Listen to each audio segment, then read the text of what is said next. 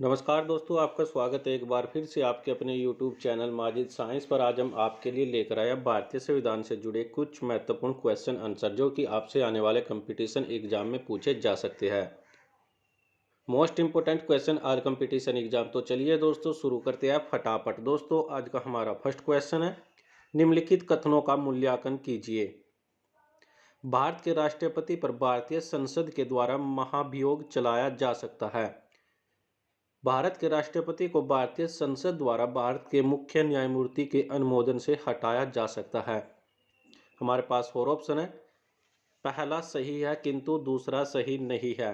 उपरोक्त दोनों सही है, दोनों में से कोई भी सही नहीं है। दूसरा सही है किंतु पहला सही नहीं है।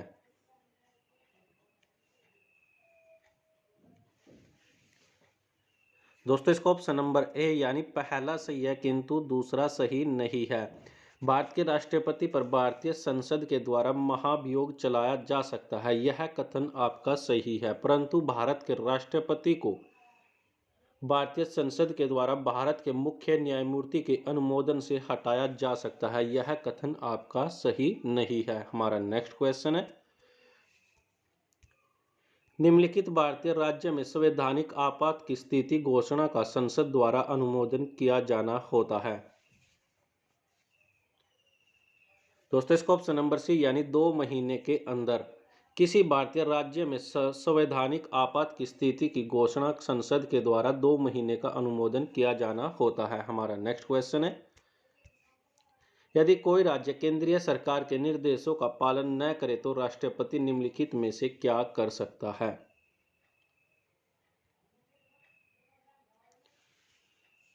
ऑप्शन ए, वह राज्य विधानसभा को भंग करके नए चुनाव को आदेश दे सकता है। ऑप्शन बी, वह अनुपालन कराने के लिए राज्य को अर्धसैनिक बल भेज सकता है। ऑप्शन सी, वह राज्य में संवैधानिक तंत्र की विफलता घोषित कर सकता है और राज्य के शासन का उत्तरदायित्व संभाल सकता है। या ऑप्शन नंबर डी, उपरोक्त में से कुछ भी कर सकता है।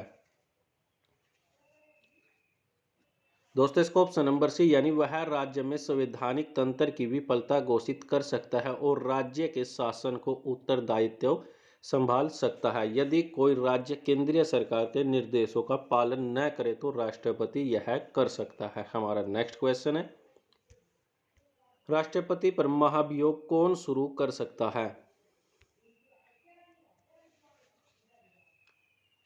दोस्तों इसका ऑप्शन नंबर डी यानी संसद के किसी भी सदन के 1/4 सदस्य राष्ट्रपति पर महाभियोग को शुरू कर सकता है। हमारा नेक्स्ट क्वेश्चन है, राज्य विधानसभा के सदस्यों की अधिकतम निर्धारित संख्या क्या है।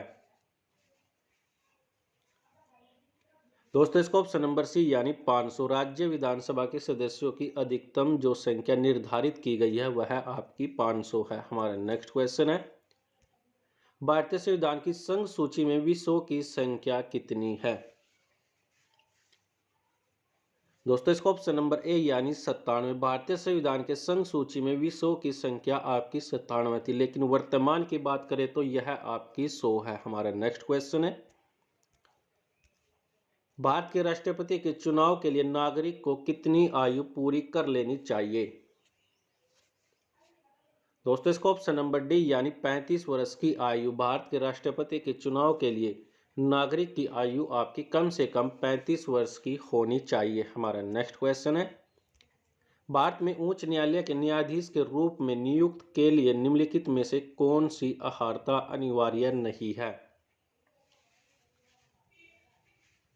दोस्तों इसका ऑप्शन नंबर ए यानी आयु कम से कम 35 वर्ष की होनी चाहिए, यह अर्हता आपके अनिवार्य नहीं है, परंतु भारत का नागरिक होना चाहिए यह आपकी जरूरी है। एक प्रतिष्ठित विधिवेत्ता होना चाहिए यह भी आपकी जरूरी है, और एक या अधिक उच्च न्यायालयों से कम 10 वर्ष तक एडवोकेट के रूप में प्रैक्टिस कर चुका है यह भी आपके लिए जरूरी है, परंतु आयु कम से कम 35 होनी चाहिए, यह भारत के उच्च न्यायालय के न्यायाधीश के रूप में नियुक्ति के लिए जरूरी नहीं है। हमारा नेक्स्ट क्वेश्चन है, हर 2 वर्ष में राज्यसभा के कितने सदस्य सदन से निवृत्त होते हैं।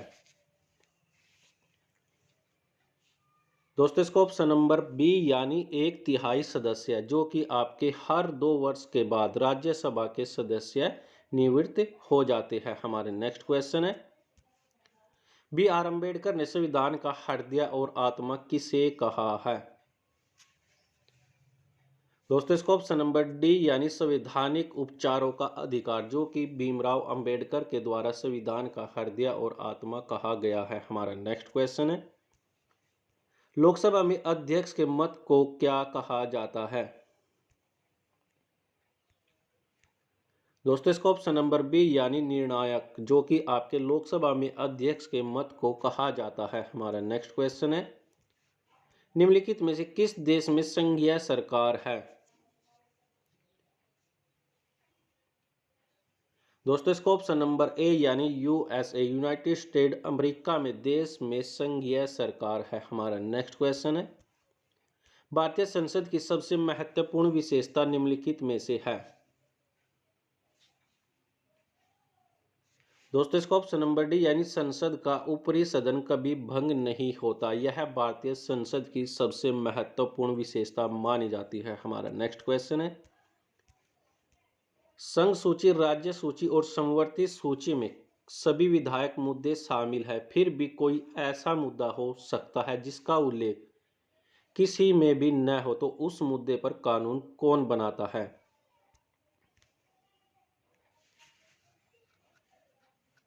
दोस्तों इसका ऑप्शन नंबर डी यानी केवल संसद के द्वारा। संघ सूची, राज्य सूची और समवर्ती सूची में सभी विधायक मुद्दे शामिल होते हैं, फिर भी अगर कोई ऐसा मुद्दा रह जाता है तो उसका उल्लेख किसी भी सदन में नहीं किया गया हो, तो उस मुद्दे पर कानून बनाने का अधिकार केवल संसद का होता है। हमारा नेक्स्ट क्वेश्चन है, भारतीय संविधान के कौन से भाग में मौलिक अधिकारों पर चर्चा की गई है? दोस्तों इसका ऑप्शन नंबर डी यानी भाग नंबर 3 पर। भाग नंबर 3 में भारतीय संविधान के मौलिक अधिकारों पर चर्चा की गई है। हमारा नेक्स्ट क्वेश्चन है, वित्त आयोग का गठन कितने वर्ष के बाद होता है? दोस्तों इसका ऑप्शन नंबर डी यानी 5 वर्ष में एक बार वित्त आयोग का गठन किया जाता है। हमारा नेक्स्ट क्वेश्चन है, प्रादेशिक दल बनने के लिए दल को किसी चुनाव में मतों का न्यूनतम कितना प्रतिशत प्राप्त करना होता है? दोस्तों इसका ऑप्शन नंबर सी यानी 4%। प्रादेशिक दल बनने के लिए दल को किसी चुनाव में मतों का मिनिमम मूल्य यानी न्यूनतम आपका 4% प्राप्त करना होता है। हमारा नेक्स्ट क्वेश्चन है, भारतीय संविधान में कितने अनुच्छेद थे? दोस्तों इसका ऑप्शन नंबर ए यानी 395। भारतीय संविधान में जब आपका संविधान बनाया गया तब उस समय आपके 395 अनुच्छेद थे। हमारा नेक्स्ट क्वेश्चन है, मंत्रिपरिषद में निम्नलिखित में से शामिल नहीं है? दोस्तों इसका ऑप्शन नंबर सी यानी कैबिनेट मंत्री, जो कि आपके मंत्रिपरिषद में शामिल नहीं है। हमारा नेक्स्ट क्वेश्चन है, भारतीय संविधान में कितने मौलिक कर्तव्य है? दोस्तों इसका ऑप्शन नंबर बी यानी 11। भारतीय संविधान में मौलिक कर्तव्य आपके 11 है। हमारा नेक्स्ट क्वेश्चन है, जो आप सभी के लिए, कृपया कमेंट करके जरूर बताएं कि भारत के राष्ट्रपति के चुनाव के लिए नागरिक को कितनी आयु पूरी कर लेनी चाहिए? हमारे पास फोर ऑप्शन है, 18 वर्ष, 25 वर्ष या 35 वर्ष या 30 वर्ष। दोस्तों कमेंट करके जरूर बताएं कि भारत में राष्ट्रपति के चुनाव के लिए नागरिक को कितनी आयु पूरी कर लेनी चाहिए और भारत के प्रथम राष्ट्रपति कौन थे और भारत के वर्तमान राष्ट्रपति कौन है? दोस्तों कमेंट करके जरूर बताना। फिलहाल के लिए दोस्तों आज के लिए इस वीडियो में इतना। यदि आपको यह वीडियो अच्छी लगे तो इस वीडियो को लाइक कीजिए, कमेंट कीजिए, शेयर कीजिए और सब्सक्राइब कीजिए माजिद साइंस को। वीडियो देखने के लिए आप सभी लोगों का धन्यवाद।